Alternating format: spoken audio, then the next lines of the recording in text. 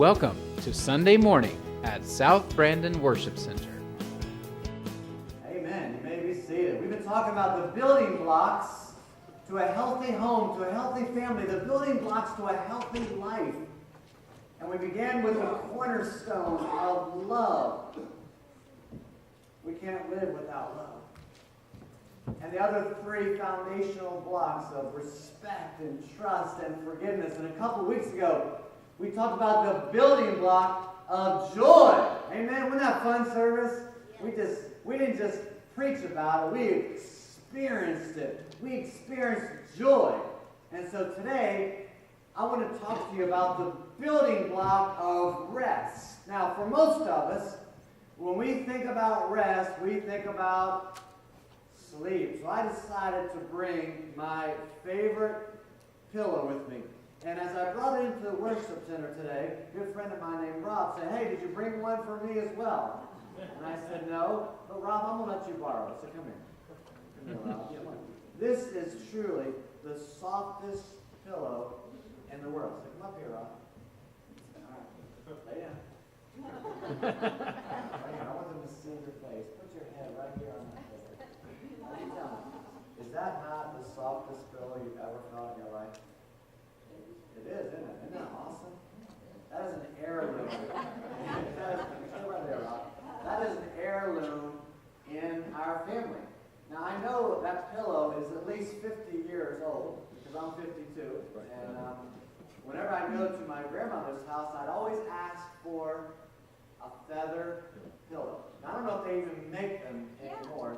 But that pillow, after I graduated from college and I was visiting my grandparents, I said, "Grandma," I said, "can I have one of your feather pillows?" And of course, she gave me that one. And she received that from her parents. Her parents, their names were Bessie and Bluford. Bessie and Bluford, those are my great-grandparents. And I remember them in Charlottesville, Virginia. My grandparents' names were Mamie and Floyd. And so you can see a little bit from my background. And I would go see my grandparents in Charlottesville every year, and this was a place of rest for me as a child. I have the fondest memories as a child with my grandmother.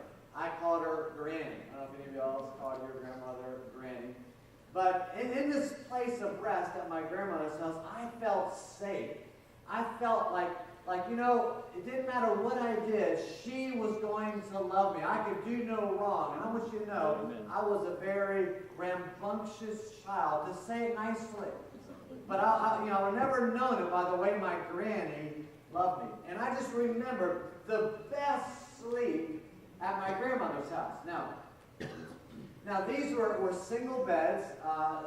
There were no double beds in my grandparents. Everyone's a single bed. I don't know if you remember I Love Lucy. They all slept in a single bed. That's how it was. And so, and it wasn't like the beds stay there firm. When you got in the bed, it swallowed you up. I don't know what I'm talking about. Those kind of beds, they were really soft, and you got in, and they just swallowed you. And I put my head on that feather pillow. It's feeling good there, isn't it, Rob? You're doing good. All right, you're doing good. Just stay right there. And so, when they ask you this question, if your house was on fire, you can only take 5 things with you besides, of course, your family and your pet. This would be one of my things I take with me. This truly is. It's a family heirloom. And so I'm going to keep it, Bob, so don't get too attached to it. All right? I'm not that generous today to give you my pillow, but you stay right there. You're doing fine. And so, I just remember going to sleep at night as a child in this really soft bed and this really comfortable feather pillow. And this was Charlottesville, Virginia in 1960s, 1970s. And they didn't have air conditioning back then. But even if they did, we'd have been too poor to have it. And so everyone had their own little personal fan. And it was about this big and had metal blades on it. And they were sharp. And there were no cages back then because the children were smarter back then than they are today. Yeah. And they knew that if you stick your finger in there, it would just chop it right off. So you just didn't stick your finger in there. Whereas today we have cages over everything. We didn't have seatbelts back then either. Yeah. I don't know, just some things have changed. And so I can just remember looking forward to going to bed as a kid.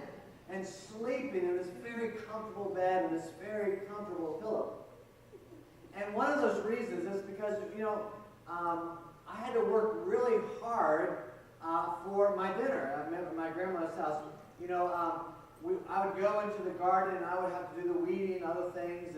And then, just before dinner time, I had to pick dinner, literally. And so I'd go to the bean pole and I'd pick these green beans off. Some would be 12 inches long. We'd pop them up into 3 places, put them in this metal pan. And then I'd go to the stalks of corn and I'd have to get on a little step ladder to get some of the corn that were ripe because you want to allow it to continue the other ones to continue to grow. And then I'd shuck the corn and then cut out the worms. Y'all know those corn had worms in them, right? It's very rare that you shuck the corn and there not be at least one worm in it. Somebody else say with me on that? So all that corn that you guys are eating, it had worms in it. I want you to know that.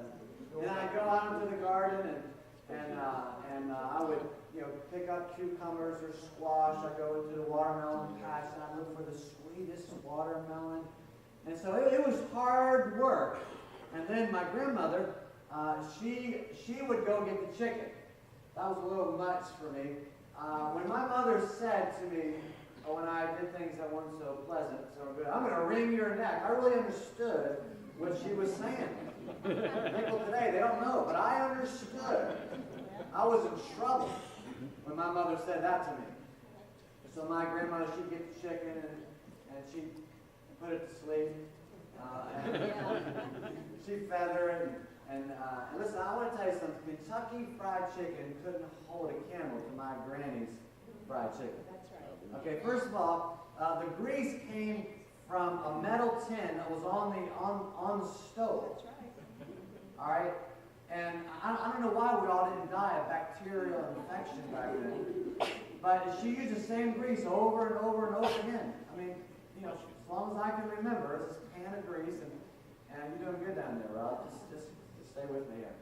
And so she cut up the chicken and put it in this certain kind of flour and then fry it. Oh man, it was good. I mean, those are good memories, And at nighttime, or really any time, there were no electronics. Okay. Now they did have a TV. It was a black and white 12, maybe 14-inch TV. It was small. And it had the rabbit ear antennas. Y'all remember the rabbit ear? Yep. And on a good day, we'd have 2 or 3 channels. ABC, CBS, NBC. And then every once in a while, we'd get UHF. And that was the round antenna. And my grandfather, he'd always say to me, Len, hold the antenna. So I would hold the antenna, and he'd go, stick up your arm. And so I would become the antenna. And I'd watch the TV show holding the antenna with my hand up because I would become the antenna. No one else was there with me on that. Yeah. Oh, yeah. See, if you're over 40, you first of all, if you're under 40, you think that all vegetables are grown in Publix. Not picking them from a garden. Of course, Wayne, I know you know different about that. And all television came through this cable. Well, one time it came through airwaves, and you didn't have 300 cable stations. You had maybe 3. So this pillow has a lot of sentimental value to me. It reminds me of my growing up, of a place of rest, a place where I felt safe, where I felt love, unconditional love. My grandmother loved me unconditionally, and I wasn't a good kid. I was really full of a lot of energy, but my grandmother loved me. And your Father in heaven loves you as well. Amen. And there's a place of rest for you. The pillow of His presence is what He wants us to lie in. His unconditional love. The worship today was so beautiful. Oh, how He loves us. How He loves you and I. We live in such a busy society, such a busy culture. Regent University studied 20,000 Christians and asked them some questions about their relationship with the Lord. One of the questions they asked them was, is the busyness of life keeping you from growing close to the Lord, from developing a close relationship with the Lord, spending time with Him in His Word so He can speak to you? And He speaks to us in our mind, but He wants to speak to us in His Word. But if we're so busy, we're never in His Word, He can't speak to us. Or when we're just quiet, like right now. Just in this quiet stillness, when He can speak to our soul. Sometimes He just ministers to us. He doesn't say anything. He just ministers to us. I originally planned to share this message next Sunday, but I felt very strong that I was to share it this Sunday. Maybe just for you. Maybe you're here today and you needed this message before you go on vacation. I remember a few years ago where I got to that point of exhaustion. And I kept saying to everybody, I need a vacation, I need a vacation. Until finally I heard the Lord say, no, you can't trust in a vacation. I am your Sabbath. And if you trust in a vacation for rest, you won't find it. I had to trust in Him. He is my Sabbath. He is my rest. How you doing there, Rob? Amen. Well, thank you, Rob, for your help. You can go, but you cannot take my pillow. And you are a great help. Actually, some of you don't think I'm paying attention to you, but you're doing exactly that in my messages. Is that not an awesome, soft pillow? Yes, thank you, Rob. Actually, you put it right there in that first seat as you go down. Just take it with you. All right? So I want you to take out your message, guys. As I want to talk to you today about how to find rest. And I want to answer two questions for you, and then I want you to answer the third question. The two questions that I want to answer for you are, first of all, why is rest so important to our health? And why do people keep themselves so busy?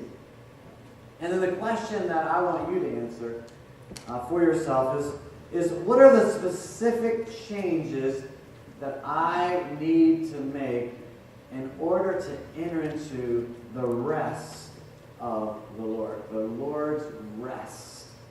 So why is rest so important to our health? Well, first of all, we have to understand that we were designed. We have a designer. We have a creator. And if you purchase something, maybe a vehicle or whatever it may be, it's wise to read the manual to find out what the purpose is, to find out what it can do, but also to find out what its limits are. So I can purchase a car, but if I never change the oil, that car is not going to reach its full life, is it? The engine eventually is going to block and blow some those things that blow, you can tell, mechanic. But it's, if you don't change the oil, if you don't take care of the engine, it's not going to last as long, it's not going to run as well. In the same way, you and I were created by God. It's in our DNA to rest. To rest every day. Just a time of being still. I'm not talking about sleeping, just being still every day. Having a quiet time with the Lord. Just being quiet before Him. He may or may not speak to you, but He will minister to you every time. You are created to have a time with Him every day. And if you go day after day after day without doing that, you will have a breakdown. You were created every week to have one day where there's no stress in your life. No emotional stress, physical stress, just a day of rest, a day to be with family, to be with friends, to be with the Lord, just to be alone.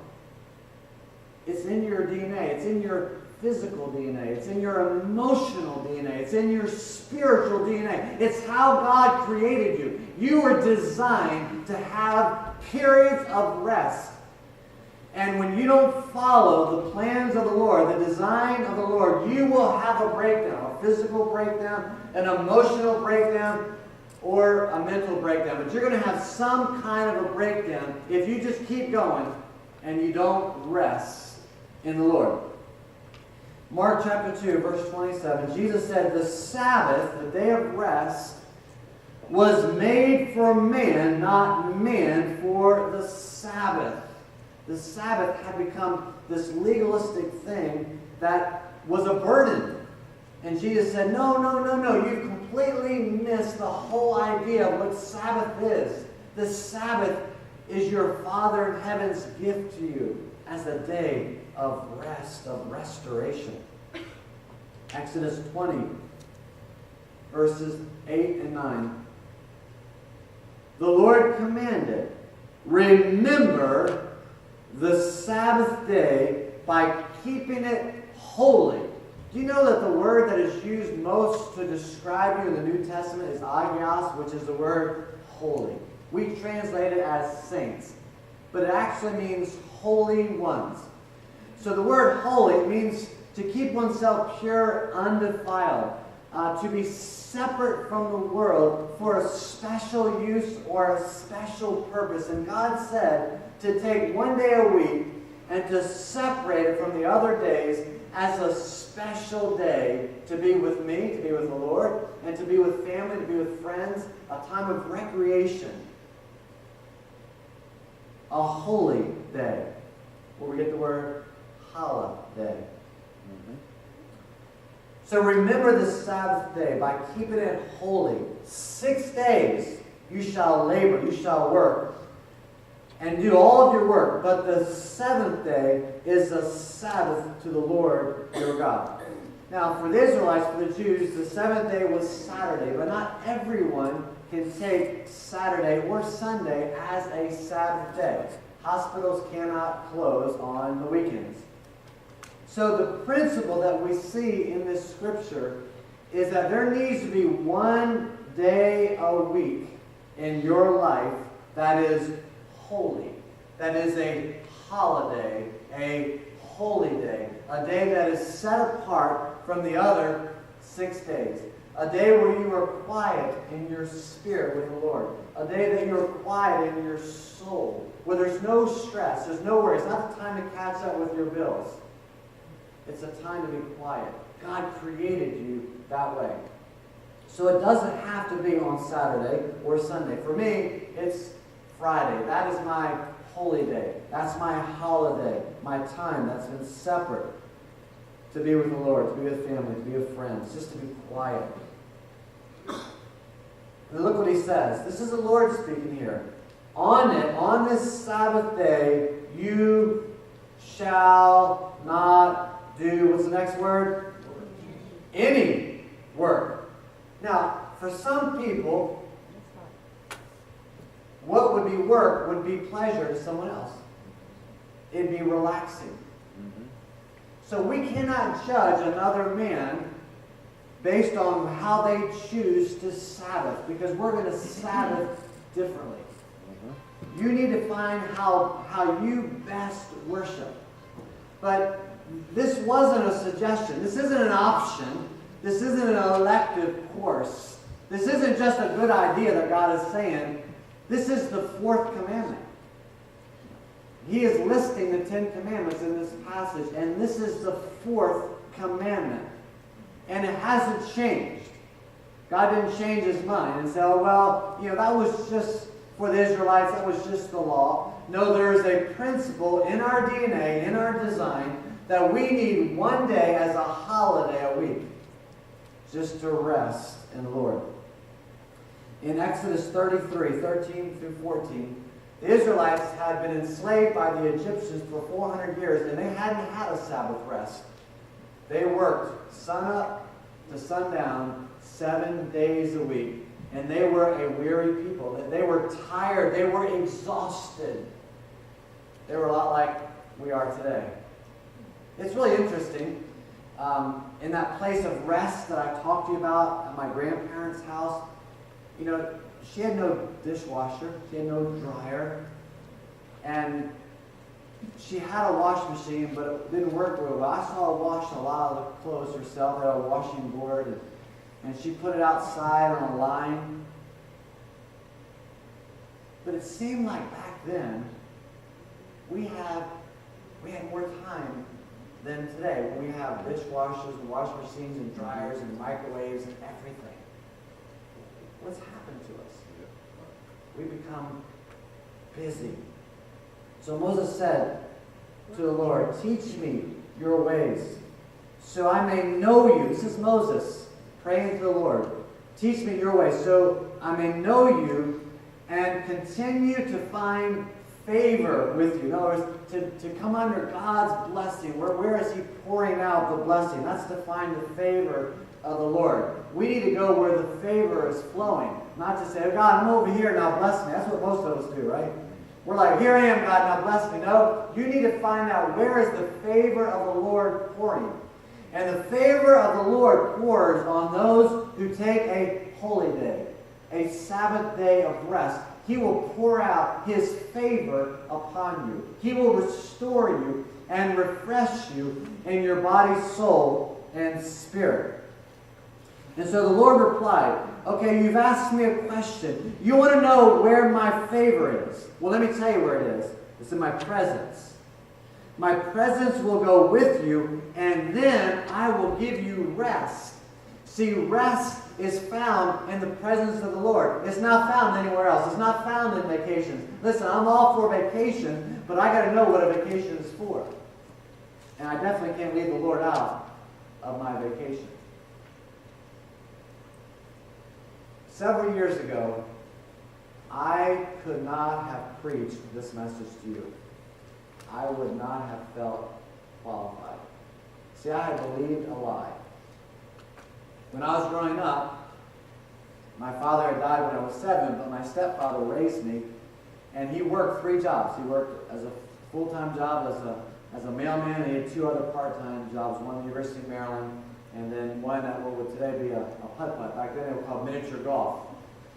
And so I saw my dad. He worked all the time, so that's what I thought men do, is that men work all the time. So I would work 7 days a week, 10, 12, 14 hours a day. I thought that was normal. I thought that's what we did as men.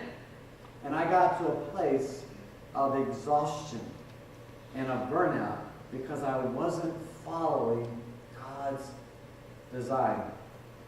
And the Lord spoke to me and said, I am your Sabbath. I am your rest, and you need to follow my design. So I remember specifically on that vacation just studying the Sabbath and what the Lord had to say about the Sabbath and about rest. And that's when the Lord began to change me, which is the third question, which you need to answer yourself, is what changes do you need to make in your life to find rest in the Lord, to find His presence, not just once a week, but really every day. Psalm 127, verse 2. The psalmist said, in vain you rise early and stay up late, toiling for food to eat. I was working these long hours. You're doing it in vain. You're burning yourself out. And you know, when we're burned out, when we don't rest, we are most susceptible to temptation. Fatigue makes cowards of us all. We're most likely to give in to the enemy when we're tired, when we're fatigued. It's part of His plan to keep us busy, is to wear us down so that we'll give in to temptation. We're also obviously more susceptible to burnout when we don't rest. I've seen so many Christians, just in passing, as I invite people to South Brandon Worship Center, and they'll tell me all that they used to do for the Lord. And now they're not even going to church anymore.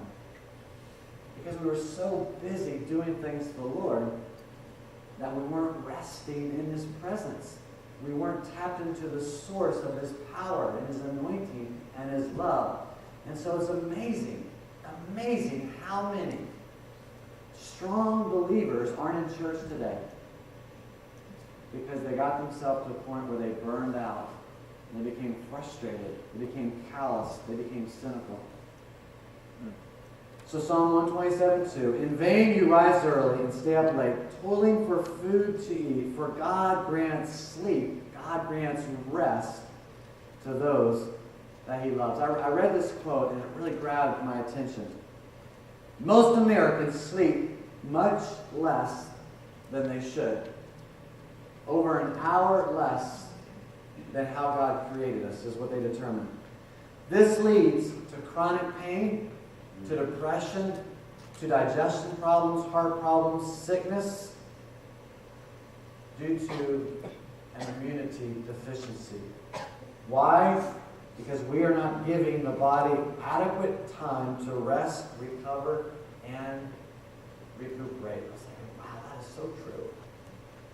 So the first question I answered for you, why is rest so important to our health? It's because it's how God designed you. It's in your DNA.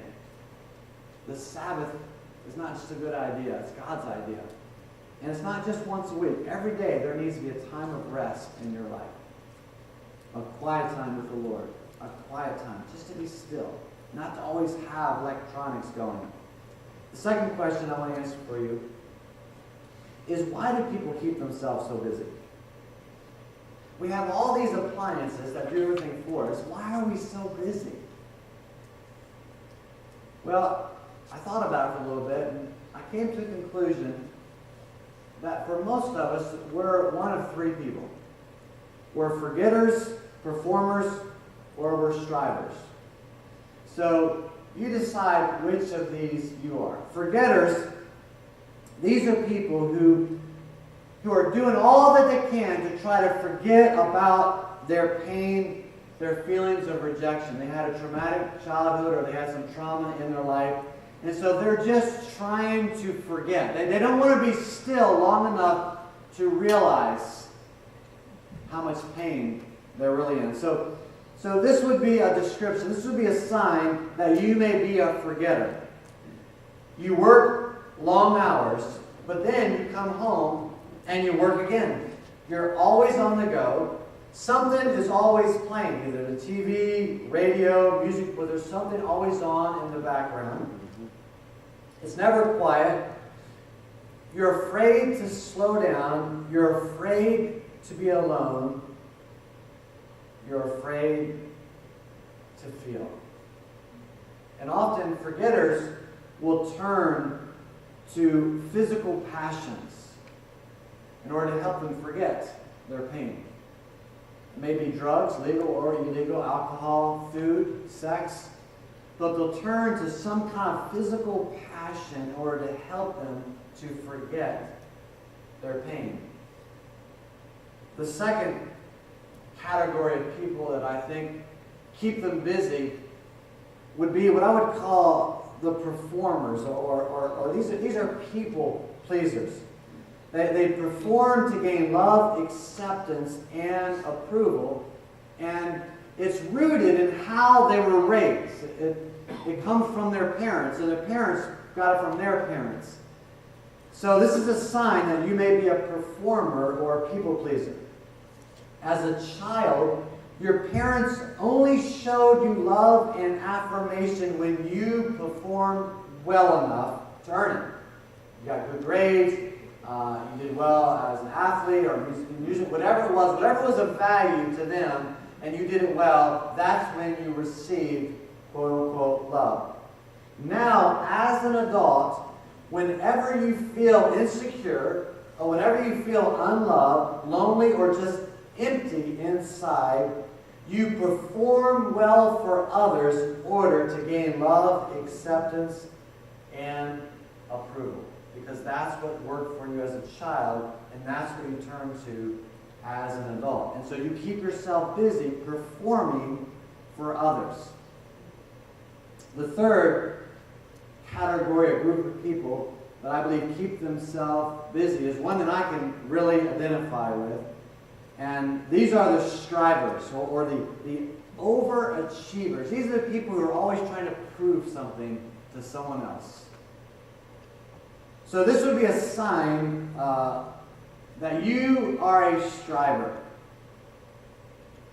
Our American culture doesn't affirm rest, taking care of your body, soul, and spirit. Instead, our culture affirms work, achievement, winning. Second best is not good enough. Therefore, you must be the best, and you must work the hardest to be the best. And this was me. I was a striver, and I still have tendencies in this direction. Not like I've arrived, but I'm arriving. When I was working at the bank, there was an unwritten rule that you were never to be the last one to arrive at work, and you were never to be the first one to leave. And so I made sure that I was one of the first ones who got to work the earliest, and I made sure that I was one of the last ones to leave, because I wanted to strive to be the best. When I was in college, it wasn't enough that I get straight A's. I had to be the best student in every class, even if it wasn't in my major. I remember taking science classes, and I said, you know what, I'm going to be the best student in this class, in history classes. I want to be the best, not just in my major of economics and business. And when I was in seminary, once again, it wasn't just that I had to get A's and prepare myself to be a pastor, but I had to be the best student in every class. I was striving to prove myself. Overachievers strive.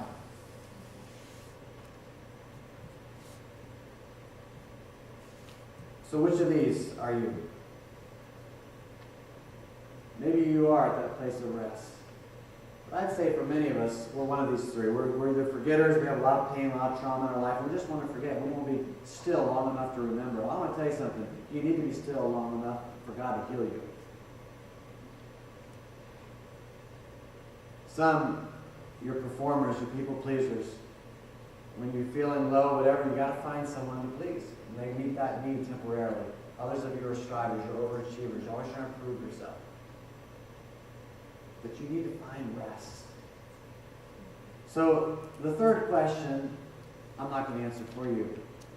You have to answer for yourself, just like I did. I had to find my place of rest with the Lord, His presence. So the third question is, what are specific changes that you need to say that I need to make to break this cycle of insanity of busyness before I break down like my car would when I don't change the oil enough, when I don't take care of the general maintenance. So for me, I needed to humble myself and recognize that there was a lot of brokenness in my childhood. I had a lot of traumatic things that happened to me. And I was broken. And I needed help. Went to a place in Scotland for pastors, so I could find rest for my soul. But I had to be intentional about it. I had to enter into God's rest. As it says in Hebrews 4, verse 9, there remains then a Sabbath rest for the people of God. For anyone who enters God's rest also rests from his own work, including the ministry. Just as God did from His, let us therefore make every effort. Isn't it interesting that we need to make every effort to what? To rest. Isn't that interesting? Because if not, our life will be just full of busyness. It will steal our rest if we're not intentional. So the writer of Hebrews said, we've got to make every effort to enter that rest so that what? No one will fall. That's what happens when we go on and on and on and we don't have a holy day, a Sabbath day of rest every week, and we don't have intentional times of rest every day where we're just alone with God and His Word, where we're just still and quiet, radio's not on, TV's not on, no music, we're just quiet.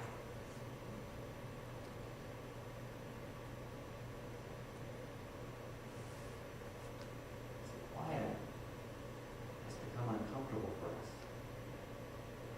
Just quiet with ourselves. Being uncomfortable. Will you stand with me, please? You know, I love this pillow. It probably is 100 years old. It reminds me of a wonderful place of rest as a child. upbringing. It reminds me of my granny pal who loved me unconditionally, where I felt safe, felt accepted. She was very poor, but she was full of love. And all of us as grandchildren would have thought that we were her favorite. And we were. Every one of us. And you are God's favorite too. Every one of you. You're God's favorite. He loves you. And He wants you to trust Him. Come into His presence every day. Just get quiet. To find the pillow of His presence. To find rest for your spirit, for your soul, and for your body. Amen. So enter into the rest of the Lord. God bless you.